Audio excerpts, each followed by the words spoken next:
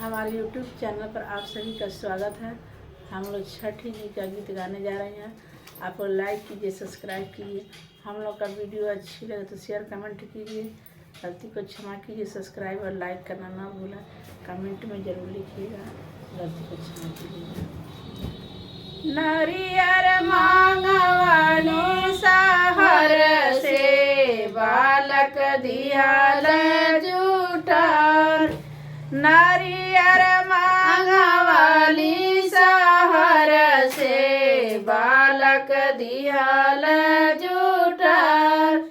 रोवेली तिवाही बिरग से कैसे नारियर चढ़ाई। रोवेली तिवाही बिरग से कैसे नारियर चढ़ाई। हंसली छठिया मैया, हंसली छठिया मैया सुनाती वही हो। फलवा धोई के चढ़ाई। हंसली छठिया मैया सुनाती वही हो। फलवा धोई के चढ़ाई। फलवा जे धोई के चढ़ाई हन हो। बालक दिहल हमार।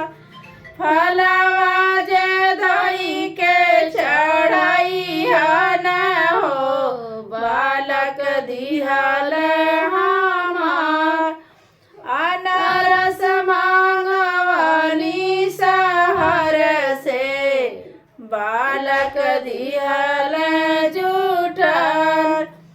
अनारस मांगवानी सहर से बालक दिहल जूठर। रोवेली तिवाही बिरग से फलवा कैसे चढ़ाई।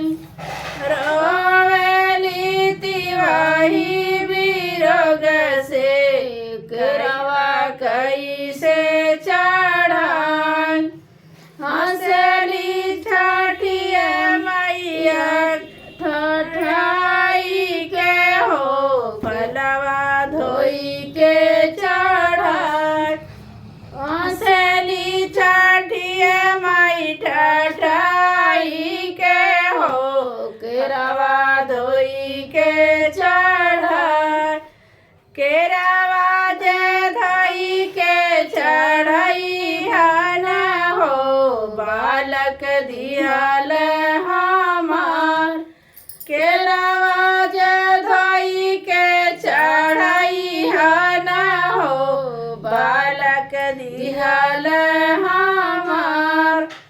हरदी मांगवालू सहर से बालक दिहल जूठर।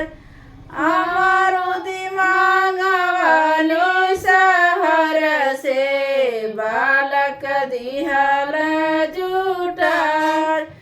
हम मांगवालू सहर से बालक दिहल जूठर। रोवेली तिवाही बिरग से कैसे फलवा चढ़ाई।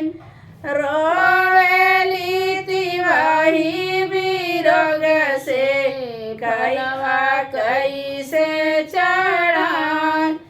हंसली छठिया, हंसली छठिया माई ठठाई के हो।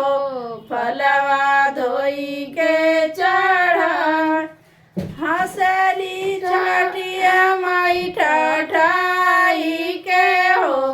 फलवा धोई के चढ़ाई।